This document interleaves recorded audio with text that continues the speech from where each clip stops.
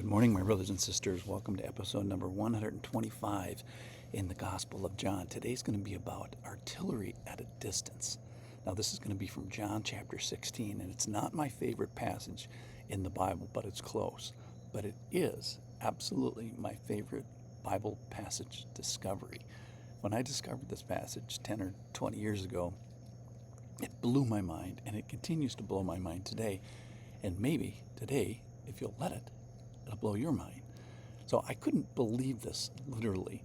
And I'd like, just in general, this is a general comment, I would love for you to enter into Bible exploration and ask the question, are you putting yourself on the path of discovery, Bible discovery? You should have your own favorite discovery passage, as this one is for me. And I'd even say, how do you discover stuff in the Bible? Well, it involves doing the right thing with your eyes and the right thing with your mind. So there's like this posture, a readiness for discovery is how I would describe it. So this passage is in the context of the Last Supper, the last moments. The disciples are pretty shook up, and Jesus promises tough times ahead for himself, but also for them. He just got done saying, you know, people are going to hunt you down and kill you for this worldview. So here's the passage. I'm going to start in John chapter 16. I'm going to start in verse 6. But because I have said these things to you, sorrow has filled your heart. Nevertheless, I tell you the truth. This is the passage. It is to your advantage that I go away. For if I do not go away, the helper will not come to you. But if I go, I will send him to you. So, sitting where the disciples are sitting at this moment in time, they're finally, a light bulb seems to be going on, basically because he says, sorrow has filled your heart. And that's good. It should. Jesus is going to be crucified in just a number of hours, and he's told them so. So it kind of tells us that he's paying attention, which you like. And the gravity of this situation is apparent. So nevertheless, yet, but, then he transitioned. This whole thing pivots. I tell you the truth. So this is not an optional statement. This is not kind of take it or leave it. The one who cannot tell a lie is telling them a spiritual reality that is absolutely 100% true. And here it is. It is to your advantage that I go away.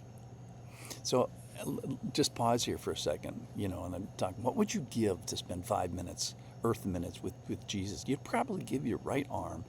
And I was teaching this passage one day, and I kind of used that illustration to say we would just, give our right arm to have some precious moments with Jesus. And one of the guys who heard this, he said, "Of course I would give my right arm, because then he could put it back on for me." So here we are. We'd give anything to literally be with the Lord for just a few minutes. And he says to the disciples, who he's currently with, it's better if I go away. It's for your good that I go away. It's to your advantage that I leave. It's better for you that I'm gone. It's greater profit to you that I leave. So let's break this down. There's two parts of this. There's Jesus changing locales, and that it somehow benefits in an advantageous way. So, first of all, where does Jesus go? He goes to heaven, right hand of the Father, in a real physical / spiritual body that ascends off the planet after the resurrection. We'll study that eventually after the crucifixion. So what is he doing? Well, there's something that's a benefit to me that's happening at this other location. And then here's my thought. This is from Romans chapter 8, verse 32. So what's Jesus up to? At least one of the things he's up to, it says, who is to condemn? Jesus Christ is the one who died. More than that, who was raised, who is at the right hand of the Father, who is indeed interceding for us. So Jesus, he's living there. He's busy interceding for us. Now, I want to use the illustration here about artillery. So, listening to analysis recently of the Russian-Ukrainian war, and a military expert said that despite all the back and forth little victories that's happening, that Russia was going to win the war eventually. And why was that? One reason, and that is because they had better artillery.